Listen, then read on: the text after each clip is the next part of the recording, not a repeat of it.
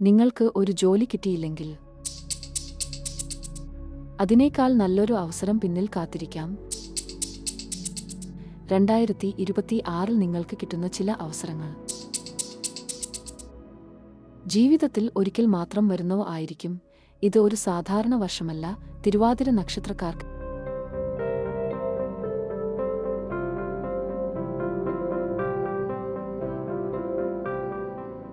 നമസ്കാരം. സ്റ്റുഡിയോ ആസ്ട്രോയുടെ ഈ ആത്മീയ ജ്യോതിഷ ചാനലിലേക്ക് എല്ലാ പ്രിയപ്പെട്ട പ്രേക്ഷകർക്കും ഹൃദയം നിറഞ്ഞ സ്വാഗതം. ജ്യോതിഷ വിഷയങ്ങൾ, നക്ഷത്രഫലങ്ങൾ, ഗ്രഹനിലകൾ എന്നിവയെക്കുറിച്ച് ആഴത്തിൽ അവതരിപ്പിക്കുന്ന ഈ ചാനൽ നിങ്ങൾ ആദ്യമായാണ് കാണുന്നതെങ്കിൽ ദയവായി ചാനൽ സബ്സ്ക്രൈബ് ചെയ്യാൻ മറക്കരുത്. കൂടാതെ പുതിയ വീഡിയോ അപ്ഡേറ്റുകൾ സമയോചിതമായി ലഭിക്കാൻ ബെൽ ഐക്കൺ കൂടി പ്രസ് ചെയ്യണമെന്ന് അഭ്യർത്ഥിക്കുന്നു. ഞാൻ അഞ്ജന എസ് പണിക്കർ. നിങ്ങളുടെ പിന്തുണയും നിങ്ങളുടെ അമൂല്യമായ അഭിപ്രായങ്ങളും നിർദ്ദേശങ്ങളും കമന്റ് ബോക്സിൽ പങ്കുവയ്ക്കാൻ മടിക്കേണ്ടതില്ല. കൂടെ നിങ്ങളുടെ കൂട്ടുകാർക്കും കുടുംബക്കാർക്കും ഈ വീഡിയോ ഉപകാരപ്പെടുമെങ്കിൽ ദയവു ചെയ്തു ലിങ്ക് ഷെയർ ചെയ്യണം എന്ന് കൂടി അഭ്യർത്ഥിക്കുന്നു. എല്ലാവരുടെയും കമന്റുകൾക്കും അഭിപ്രായങ്ങൾക്കും വളരെ അധികം നന്ദി പറഞ്ഞുകൊള്ളുന്നു. ജോലി തിരക്കുകൾ കാരണം എല്ലാ കമന്റുകൾക്കും ഉടൻ മറുപടി നൽകാൻ സാധിക്കാത്ത സാഹചര്യങ്ങൾ ഉണ്ടാകാറുണ്ട്. എന്നിരുന്നാലും പ്രായോഗികമായ ബുദ്ധിമുട്ടുകൾ മനസ്സിലാക്കുമല്ലോ. മറുപടിയിൽ എന്തെങ്കിലും ഡിലേ ഉണ്ടായാൽ ദയവു ചെയ്തു ക്ഷമിക്കുമല്ലോ. പ്രിയപ്പെട്ടവരെ, ഈ വർഷത്തെ വിഷു നാം ഇതിനകം പിന്നിട്ടു. വിഷുവിനോടനുബന്ധിച്ച് ആരംഭിച്ച ഈ പുതിയ കാലഘട്ടം ഇനി വരുന്ന ഒരു വർഷം നിങ്ങളുടെ ജീവിതത്തിൽ എങ്ങനെ സ്വാധീനം ചെലുത്തും എന്ന് നമുക്ക് വിശദമായി പരിശോധിക്കാം. തിരുവാതിര നക്ഷത്രക്കാർക്ക് ഈ വർഷം ചില മേഖലകളിൽ മുന്നേറ്റവും ചില മേഖലകളിൽ കൂടുതൽ ശ്രദ്ധയും ആവശ്യമായ ഒരു കാലമായിരിക്കും. ഏറെ നാളായി തടസ്സപ്പെട്ടിരുന്ന പല കാര്യങ്ങളും ഇനി പതുക്കെ നീങ്ങിത്തുടങ്ങും. പ്രത്യേകിച്ച് വീടുപണി, ഭൂമി സംബന്ധമായ കാര്യങ്ങൾ അല്ലെങ്കിൽ നിർമ്മാണ പ്രവർത്തനങ്ങൾ തുടങ്ങിയവയിൽ ഇനി നടക്കില്ല എന്ന് തോന്നിയിരുന്ന കാര്യങ്ങൾ പോലും മുന്നോട്ടു പോകുന്ന സാഹചര്യമാണ് കാണുന്നത്. ചിലർക്ക് പുതിയ വരുമാന മാർഗങ്ങൾ തുറക്കാനും ജോലി മേഖലയിൽ അംഗീകാരം ലഭിക്കാനും സാധ്യതയുണ്ട്. അതായത് ഈ വർഷം പൂർണ്ണമായും ബുദ്ധിമുട്ടിന്റെ വർഷം മാത്രമല്ല, പ്രതീക്ഷ നൽകുന്ന നല്ല തുടക്കങ്ങളുടെയും വർഷമാണ്. ഇപ്പോൾ വരുന്ന കാലഘട്ടം സാമ്പത്തികമായി ഒരു ചെറിയ ശ്വാസം കിട്ടുന്ന സമയം ആയിരിക്കാം. ഇന്നലെ വരെ ഭാരമായി തോന്നിയ ചില ചെലവുകൾ പോലും ക്രമേണ കൈകാര്യം ചെയ്യാൻ കഴിയുന്ന ഒരു വഴിയിലേക്ക് മാറും. ചിലർക്കെങ്കിലും ഏറ്റവും വലിയ ആശ്വാസം ഉണ്ടാകുന്നത് കടബാധ്യതകൾ കുറയാൻ തുടങ്ങുന്നതിലാണ്. മാസങ്ങളായി സമ്മർദ്ദം സൃഷ്ടിച്ചിരുന്ന ലോൺ ബുദ്ധിമുട്ടുകൾ പതുക്കെ ലഘൂകരിക്കുന്ന അനുഭവം. അതുപോലെ തന്നെ വരുമാനം ഒരൊറ്റ വലിയ കുതിപ്പായി അല്ലെങ്കിലും സ്ഥിരതയുള്ള ഒരു നിലയിലേക്ക് എത്തുന്ന സാധ്യതയും കാണാം. പ്രത്യേകിച്ച് ധനകാര്യ, ബാങ്കിംഗ്, വ്യാപാര മേഖലകളിൽ പ്രവർത്തിക്കുന്നവർക്ക് ഇത് ശ്രദ്ധേയമായൊരു ഘട്ടമായിരിക്കും.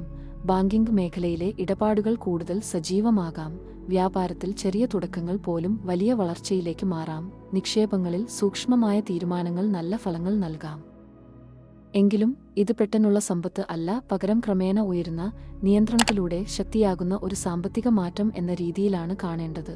അവസാനത്തിൽ പറയുകയാണെങ്കിൽ ഇത് വലിയ കുതിപ്പുകളുടെ കാലം അല്ലെങ്കിലും ഇനി കാര്യങ്ങൾ കുറച്ച് എളുപ്പമാകും എന്ന പ്രതീക്ഷ നൽകുന്ന ഒരു ഘട്ടം തന്നെയാണ്. ഒരു ചെറിയ നഗരത്തിൽ ജോലി ചെയ്യുന്ന ഒരാൾക്ക് കഴിഞ്ഞ ഒരു വർഷമായി മാസാന്ത ലോൺ തിരിച്ചടവ് വലിയ ഭാരമായിരുന്നു. ഓരോ മാസവും ശമ്പളം വന്നാൽ തന്നെ ആദ്യമായി പോകുന്നത് ഇഎംഐയിലേക്കായിരുന്നു. പക്ഷേ ഇപ്പോൾ അവൻ ശ്രദ്ധിച്ചു തുടങ്ങിയത് ഒരു മാറ്റമാണ്. ചെറിയ സൈഡ് ഇൻകം ആരംഭിച്ചതോടെ ഓരോ മാസവും ചെറിയൊരു തുക പോലും ബാക്കി വയ്ക്കാൻ കഴിയുന്നു. അവൻ പറയുന്നത് ഇങ്ങനെയാണ്: മുഴുവൻ മാറിയില്ലെങ്കിലും ഇപ്പോൾ ഞാൻ ശ്വാസം മുട്ടുന്നില്ല.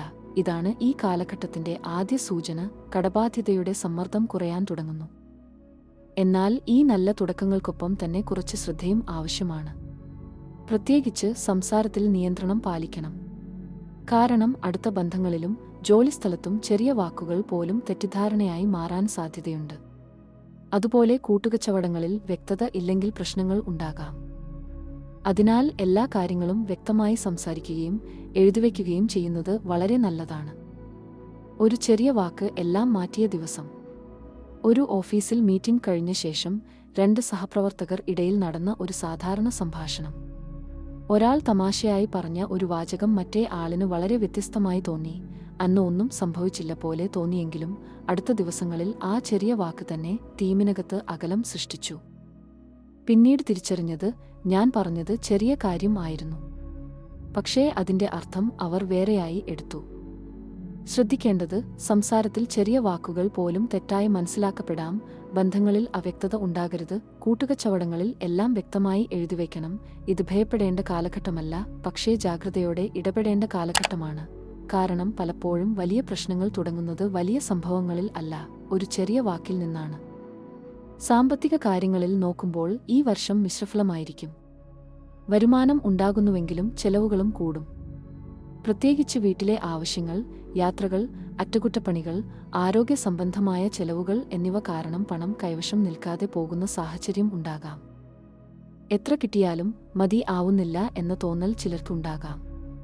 ഒരു ചെറിയ ഉദാഹരണം പറഞ്ഞാൽ, വീടിന്റെ ചെറിയ അറ്റകുറ്റപ്പണി തുടങ്ങുമ്പോൾ ഇത് ചെറിയ ചിലവിൽ തീരും എന്ന് വിചാരിച്ച കാര്യങ്ങൾ പിന്നീട് പ്രതീക്ഷിച്ചതിനേക്കാൾ കൂടിയ ചെലവിലേക്ക് പോകുന്ന അനുഭവം ഉണ്ടാകാം. അതിനാൽ ഈ വർഷം ഏറ്റവും പ്രധാനപ്പെട്ടത് സാമ്പത്തിക നിയന്ത്രണവും മുൻകൂട്ടി പദ്ധതിയിടലുമാണ്. കൂട്ടുകച്ചവടവും പങ്കാളിത്ത കാര്യങ്ങളും ഈ വർഷം ശ്രദ്ധ ആവശ്യമായ മേഖലയാണ്. ചില സമയങ്ങളിൽ വിശ്വാസം ഉണ്ടായിരുന്നാലും അഭിപ്രായ വ്യത്യാസങ്ങൾ ഉണ്ടാകാം. നാം ഒരുപോലെ കരുതിയത് അല്ല എന്ന തരത്തിലുള്ള പ്രശ്നങ്ങൾ ചർച്ചകളിലേക്ക് പോകാം. അതിനാൽ പണം, തീരുമാനങ്ങൾ, കരാറുകൾ എന്നിവയിൽ വ്യക്തത പാലിക്കുക വളരെ പ്രധാനമാണ്. എഴുതിവയ്ക്കാത്ത കാര്യങ്ങൾ പിന്നീട് തെറ്റിദ്ധാരണയ്ക്ക് കാരണമാകാം. അതിനാൽ ഈ വർഷം ബുദ്ധിയോടെ ഇടപെടുന്നവർക്ക് നഷ്ടം ഒഴിവാക്കാനും സ്ഥിരത നേടാനും കഴിയും. കുടുംബജീവിതത്തിലും ചെറിയ ചെറിയ മാറ്റങ്ങൾ ഉണ്ടാകാം. ചില ദിവസങ്ങളിൽ സന്തോഷം നിറഞ്ഞ അനുഭവങ്ങളും ചില ദിവസങ്ങളിൽ ചെറിയ അഭിപ്രായ വ്യത്യാസങ്ങളും ഉണ്ടാകാം. പ്രത്യേകിച്ച് തിരക്കുകളും സാമ്പത്തിക സമ്മർദ്ദങ്ങളും കാരണം വീട്ടിലെ സമാധാനം ചെറിയ രീതിയിൽ ബാധിക്കാം. എന്നാൽ സഹനവും മനസ്സിലാക്കലും ഉള്ളവർക്ക് കുടുംബബന്ധം കൂടുതൽ ശക്തമാക്കാനും കഴിയും. ചിലർക്ക് പഴയ അകൽച്ചകൾ മാറി ബന്ധങ്ങൾ വീണ്ടും അടുത്തുവരുന്ന അനുഭവം ഉണ്ടാകാം. ആരോഗ്യകാര്യത്തിൽ ഈ വർഷം ശ്രദ്ധിക്കേണ്ടതാണ്. വലിയ അപകടങ്ങൾ ഇല്ലെങ്കിലും ചെറിയ അസുഖങ്ങൾ അവഗണിക്കരുത്. തലവേദന, ക്ഷീണം, ശരീരവേദന, ഉറക്കക്കുറവ് തുടങ്ങിയ ചെറിയ ലക്ഷണങ്ങൾ ശ്രദ്ധിച്ചില്ലെങ്കിൽ പിന്നീട് വലിയ ബുദ്ധിമുട്ടിലേക്ക് മാറാൻ സാധ്യതയുണ്ട്. ഇത് ചെറിയ കാര്യമാണ് എന്ന് കരുതി അവഗണിക്കുന്നത് നല്ലതല്ല. ശരിയായ ഭക്ഷണക്രമം, വിശ്രമം, ശരീരപരിചരണം എന്നിവ പാലിച്ചാൽ ആരോഗ്യപ്രശ്നങ്ങൾ കുറയ്ക്കാൻ കഴിയും. ഈ എല്ലാറ്റിനും ഇടയിൽ നിങ്ങളെ സ്ഥിരതയോടെ നിലനിർത്തുന്ന ഏറ്റവും വലിയ ശക്തി ആത്മീയതയാണ്. നാമജപം, പ്രാർത്ഥന, ക്ഷേത്രദർശനം എന്നിവ ഈ വർഷം മനസ്സിന് വലിയ ആശ്വാസം നൽകും. ചിലർക്ക് തീർത്ഥയാത്രകൾ ജീവിതത്തിൽ പുതിയ ഊർജം നൽകുന്ന അനുഭവമായി മാറും. രാവിലെ കുറച്ച് സമയം ശാന്തമായി ഇരുന്ന് പ്രാർത്ഥന ചെയ്യുന്നത് പോലും മനസ്സിലെ ആശങ്ക കുറയ്ക്കാനും ആത്മവിശ്വാസം വർദ്ധിപ്പിക്കാനും സഹായിക്കും. ബന്ധങ്ങളിൽ ഈ വർഷം ഒരു പ്രത്യേക പാഠം ലഭിക്കും. എല്ലാവരെയും ഒരുപോലെ വിശ്വസിക്കുന്ന സ്വഭാവം ചിലപ്പോൾ അനുഭവങ്ങളിലൂടെ പുനഃപരിശോധിക്കേണ്ട സാഹചര്യം വരാം. ചിലർ പ്രതീക്ഷിച്ചതുപോലെ പെരുമാറില്ല, ചിലർ പ്രതീക്ഷിക്കാത്ത വിധം സഹായിക്കും. ഉദാഹരണത്തിന്, ദൂരെ തോന്നിയിരുന്ന ഒരാൾ പെട്ടെന്ന് അടുത്ത പിന്തുണയായി മാറാം. അതേസമയം അടുത്തവരിൽ നിന്ന് ചെറിയ ദൂരം അനുഭവപ്പെടാം. ഇതിലൂടെ ജീവിതം നമ്മെ പഠിപ്പിക്കുന്നത് ആരെ എങ്ങനെ മനസ്സിലാക്കണം എന്നതാണ്.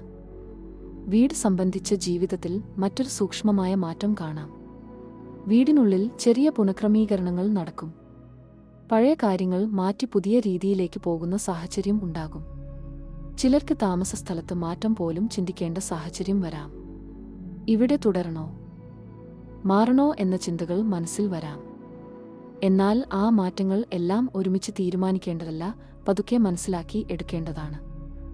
തിരുവാതിര നക്ഷത്രക്കാർക്ക് മറ്റൊരു ശ്രദ്ധേയമായ മാറ്റം യാത്രകളിലാണ്. ചെറിയതും വലിയതുമായ യാത്രകൾ വർദ്ധിക്കും.